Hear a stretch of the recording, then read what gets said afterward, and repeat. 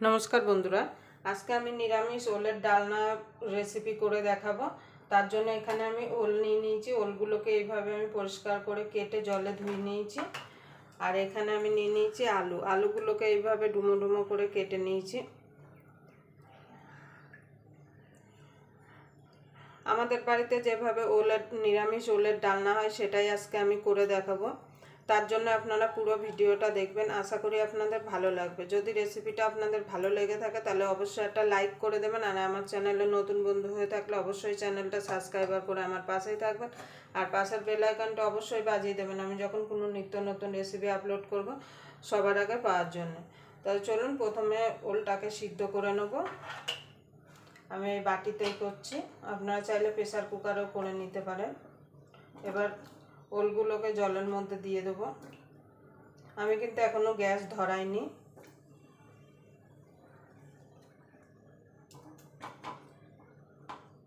আমি নিরামিষ বানাচ্ছি, আপনারা চাইলে চিংড়ি মাছ দিয়েও কিন্তু এই ওলের ডালনাটা বানিয়ে নিতে পারেন।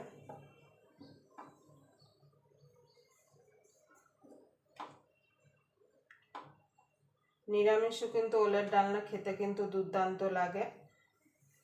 আপনারা যে কোনো নিরামিষের দিনে বানিয়ে দেখতে পারেন। দিয়ে দেবো সামান্য একটুখানি হলুদ গুঁড়ো, একটুখানি নুন,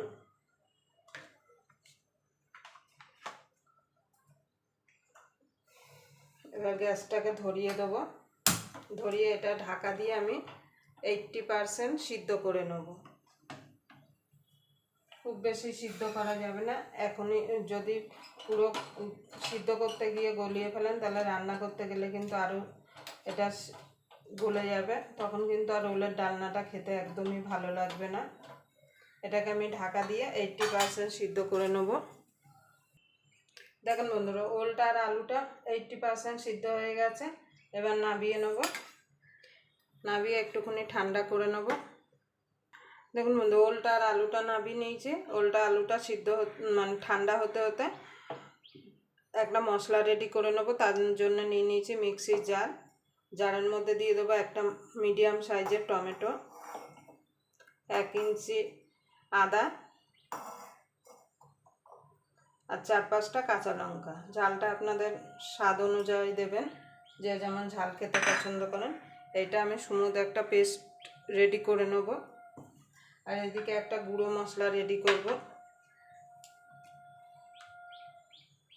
তার জন্য দিয়ে দেবো জিরের গুঁড়ো, ধনের গুঁড়ো, ঝাল লঙ্কার গুঁড়ো, 1/2 চামচ হলুদ গুঁড়ো। আমি ওখানে কাঁচা লঙ্কাও দিয়েছি, আবার গুঁড়ো লঙ্কাও দিয়েছি। ঝালটা আপনাদের আন্দাজ মতো দিয়ে দেবেন। দিয়ে দেবো রঙের জন্য কাশ্মীরি লঙ্কার গুঁড়ো। এইগুলো জল দিয়ে একটা পেস্ট বানিয়ে নেব।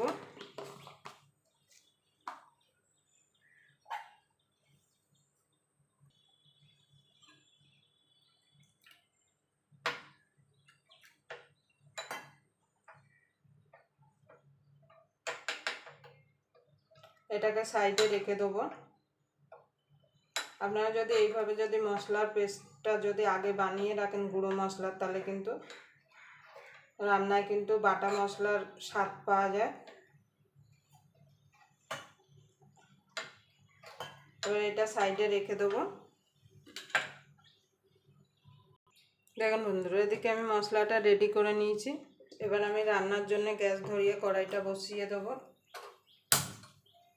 এবার কড়াইটা গরম হওয়া পর্যন্ত অপেক্ষা করব।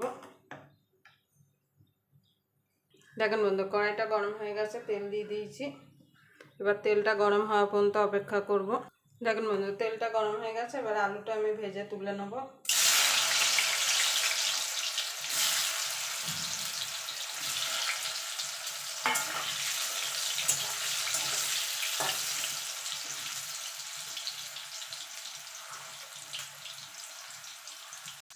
দেখুন বন্ধুরা, আলুটা ভাজা হয়ে গেছে, লাল লাল হয়ে গেছে। এবার আলুগুলোকে আমি তুলে নেব।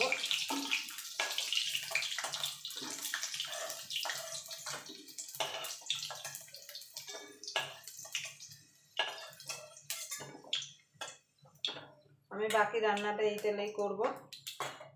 তার জন্য ফোড়নে দিয়ে দেবো 2টো শুকনো লঙ্কা, তেজপাতা, কিছু গোটা গরম মশলা আর গোটা জিরে। ফোড়নটাকে একটুখানি ভাজা ভাজা করে নেব যাতে ফোড়ন থেকে সুন্দর গন্ধ আসে। আপনারা এলাচটা যখন তেলে দেবেন অবশ্যই এলাচটা ফাটিয়ে দেবেন, না হলে কিন্তু উল্টে কিন্তু আপনার গায়ে চলে আসবে। এবার যে মশলাটা করে রেখেছিলাম সেটা দিয়ে দেব।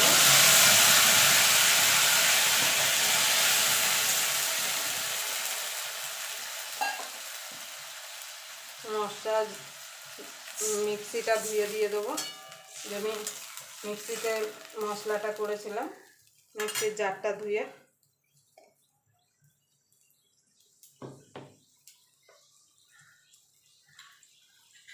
এখানে গুঁড়ো মশলাটাও দিয়ে দেবো, একসঙ্গে কষানো হয়ে যাবে। এবার যতক্ষণ এই কাঁচা গন্ধটা চলে না যাচ্ছে মশলা থেকে ততক্ষণ মশলাটাকে কষিয়ে নেব। দেখেন বন্ধুরা, মশলাটা কষানো হয়ে গেছে, মশলা থেকে তেল ছেড়ে দিয়েছে। এবার ওলটা দিয়ে দেবো, সঙ্গে আলুটাও দিয়ে দেবো, দিয়ে ভালো করে মশলার সঙ্গে মিশিয়ে নেব।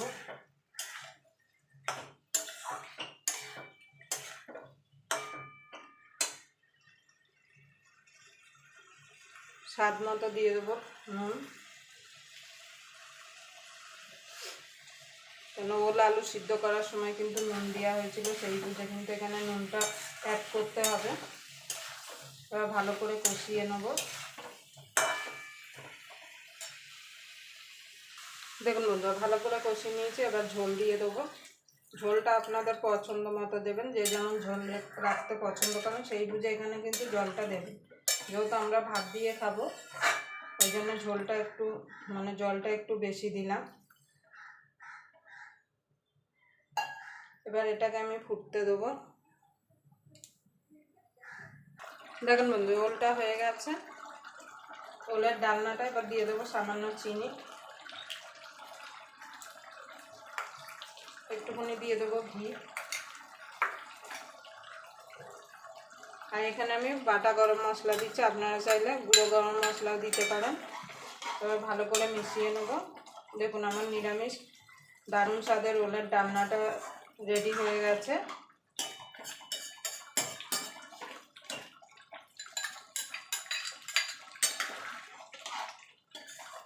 আবার আপনাদের সঙ্গে কোনো নতুন রেসিপি নিয়ে দেখা হবে। ততক্ষণ পর্যন্ত আপনারা ভালো থাকবেন, সুস্থ থাকবেন।